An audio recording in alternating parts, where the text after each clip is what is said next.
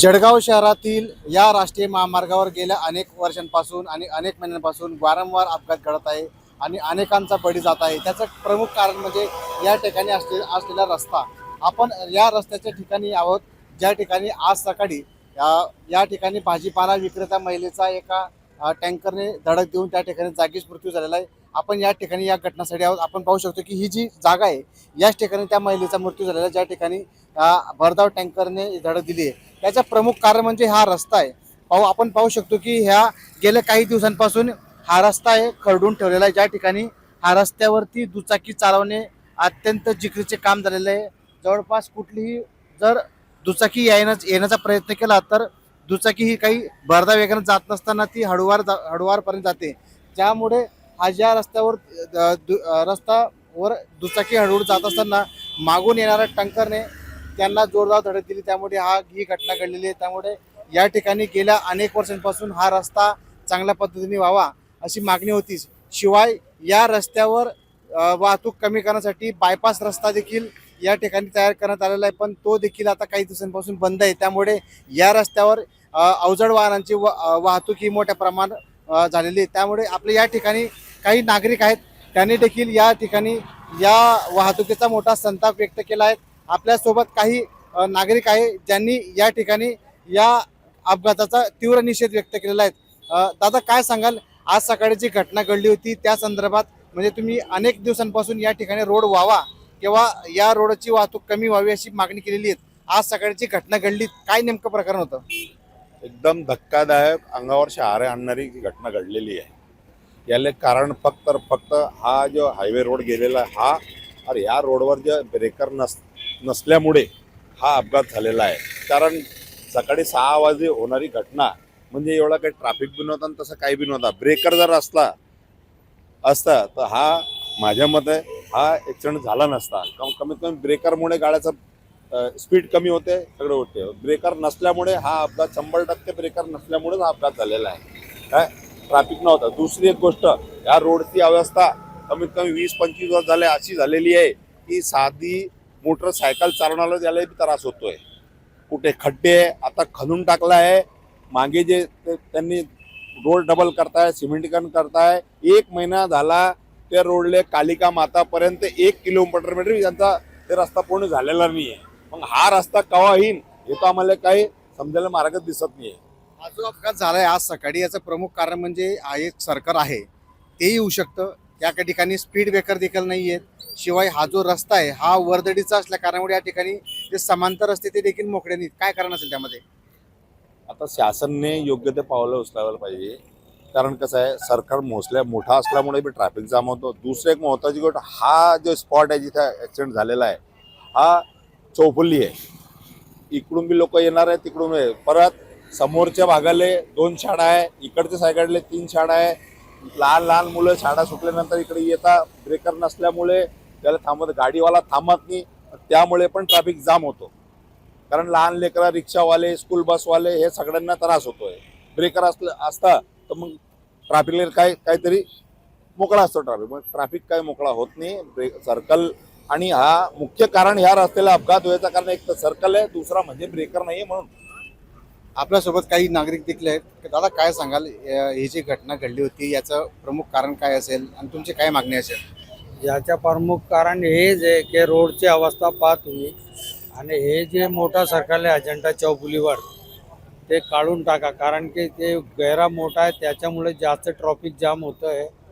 इकडे दोघी साईडनं वस्ती आहे, हे इकडे मोठी वस्ती आहे, इकडे पण वस्ती आहे, शाळा पण आहे। लहान मुले ते रोड क्रॉस करतात। इथे फ्लायओव्हर पाहिजे होता। जर फ्लायओव्हर आता नाही टाकणार तर कमीत कमीत ब्रेकर टाका। कारण की हे नेहमी होतोय, 4 दिवस 8 दिवस नंतर एखाद घटना छोटी मोठी जीव जातोय। आज सकाळी 7 वाजता एक बाईचा जीव गेला आहे, ते मोठं डंपरने त्याच्या अंगावर गाडी टाकून दिली आहे। आता प्रमुख मागणी काय असेल तुमच्या? आमची आता प्रमुख मागणी आहे की कमीत कमीत ब्रेकर टाका इथे आणि रोड सही करा। अशा पद्धतीने या ठिकाणी हा जो रस्ता आहे या गेल्या अनेक वर्षांपासून खराब आहे। खराब असताना देखील या ठिकाणी दुरुस्तीचे काम प्रशासनाकडून केले जात नाही. त्यामुळे हे अपघात हे वारंवार होत असतात. हे वारंवार अपघात होण्याचे कारण प्रमुख म्हणजे या ठिकाणी रस्त्यावर जे खड्डे पडलेले आहेत. शिवाय या ठिकाणी जो रस्ता आहे हा पूर्णपणे खरडून काढलेला आहे. या खरडून काढल्यामुळे त्या ठिकाणी हे अपघाताचे प्रमाण जास्त वाढत आहे. त्यामुळे आपण पाहू शकतो की नागरिकांनी देखील या ठिकाणी संताप व्यक्त केला आहे की जे रस्ते होत आहे ते रस्ते लवकरात लवकर व्हावे, जेणेकरून लोकांची नागरिकांची वाहतूक म्हणजे जाताना ही घटना घडली. आता हे बघा माझ्यासमोर चित्र की ज्या ठिकाणी आत्ताच या ठिकाणी दुचाकीने धडक दिलेली आहे. त्या ठिकाणी खड्ड्यामुळेच हाच प्रॉब्लेम होतोय. नेमकी या ठिकाणी सिग्नल नाहीये, त्या ठिकाणी कुठल्याही पोलीस कर्मचारी नाहीये, म्हणजे भरधाव कारणे या दुचाकीला जोरदार धडक दिली आहे. आपण पाहू शकतो की या ठिकाणी हा या खड्ड्यामुळे किंवा सिग्नल नाहीये. आणि दुसरी गोष्ट मागून ॲम्ब्युलन्स येते, त्या ॲम्ब्युलन्सला देखील जाण्यासाठी कुठलाही रस्ता व्यवस्थित नसल्यामुळे हे प्रमुख कारण आहेत. आणि शिवाय या ठिकाणी सिग्नल नाही आहेत आणि या सिग्नल नसल्या कारणामुळे हे असे अपघात वारंवार होत असल्या कारणामुळे आपलं चित्र पाहायला मिळत आहेत. त्यामुळेच आज सकाळी देखील हा बघा एक दुचाकी रिक्षा चालक आहे त्याने रॉंग साईडला घुसलेला आहे आणि त्यामुळे हे अपघात देखील होण्याचे जे दाट शक्यता आहे. त्यामुळे या ठिकाणी सिग्नल अत्यावश्यक आहे, हे अशी या ठिकाणी असलेल्या नागरिकांची प्रमुख मागणी आहे. त्यामुळे प्रशासनाने याची गंभीर दखल घ्यावी आणि प्रशासनाने गंभीर न दखल घेतल्यास भविष्य काळामध्ये येथील नागरिक हे रस्त्यावर उतरतील. जोपर्यंत आमच्या मागण्या पूर्ण होते तोपर्यंत आम्ही या ठिकाणी आम्ही स्वस्त बसणार नाही अशी देखील या ठिकाणी मागणी केलेली आहे. दरम्यान या ठिकाणी आज सकाळी जो अपघात झाला होता त्या अपघाताची कुठेतरी तीव्रता आज सकाळी या ठिकाणी घटनेवरून दिसून येते. त्यामुळे प्रशासनाने या ठिकाणी याकडे लक्ष द्यावे अशी देखील या ठिकाणी मागणी केली जात आहे. जितेंद्र कोतवाल, LS मराठी, जळगाव. खराब रस्त्यामुळे हा बळी गेलेला आहे, त्याची सरकारने दक्षता घ्यावी आणि यापुढे अशी घटना घडणार नाही त्यासाठी रस्त्याचं काम व्हायला पाहिजे. किती दिवसापासून खराब आहे रस्ता? रस्ता तर भरपूर वर्ष झाले खराब आहे, रस्त्याचं काम होतच नाही. खूप अपघात झाले आता. आतापर्यंत भरपूर अपघात झाले, कालिंगा मंदिरापासून तर तिथपर्यंत. त्यासाठी बायपास करण्याची जास्त गरज आहे. तो बी बंद झालाय. तोही बंद झालेला आहे, आता तो सुरू करायला पाहिजे. आणि तरसोद पासून तर खोटेनगर पर्यंत बायपास व्हायला पाहिजे. आपलं नाव दादा? शिवाजी कडुमाडी. बोला का. मी अर्जुन कडुमाळे बोलतोय. माझ्या मिसेस आज सकाळी 8:15 वाजता अजिंठा चौपल्लीवर ॲक्सिडेंट झाल्यामुळे देहांत झाले. रस्ता खूप खराब होता त्यामुळे त्यांचा मृत्यू ओढवला. गाडीवाल्याने त्यांना मागून ठोकलं आणि त्या चाकाखाली गेल्या. खराब रस्त्यामुळे झालंय काय? खराब रस्त्यामुळे झालंय का सगळं? खराब रस्त्यामुळे सर्व काही घडलंय. काय मागणी काय आपली आता? याच्या पूर्वी कधी अपघात झाला होता का असा कुणाचा कुटुंबात तुमच्या खराब रस्त्यामुळे इथे? हा त्या एक वेळा त्यांना चौपल्ली चिंचोली रोडवर झाला होता. मोटरसायकलवाल्यानं ठोकलं होतं. यांनाच का? हा, काय झालं होतं तेव्हा? त्यांना त्या डोक्याला लागलं होतं थोडं. किस्सेतलं तुमच्या? हो, आणि मुलाला घसरडे लागलं. तेव्हा पण रस्त्यामुळे झाला होता का अपघात? हा रस्ता चांगला होता पण ते गाडीवाल्यानं ठोकलं, खोदल्यामुळे झाला. रोडाचं काम चालू आहे. सिंगल मागणी काय आहे बाबा आपल्याला? रस्ता चांगला दुरुस्त व्हावा आणि ट्रक चालकाला शिक्षा व्हावी हेच आमचं. नाव तुमचं? अर्जुन कडुमाडी. किस्सेत झालं तुमचं? हो, माझा मिसेस आहे. माझा फुलांचा व्यवसाय आहे.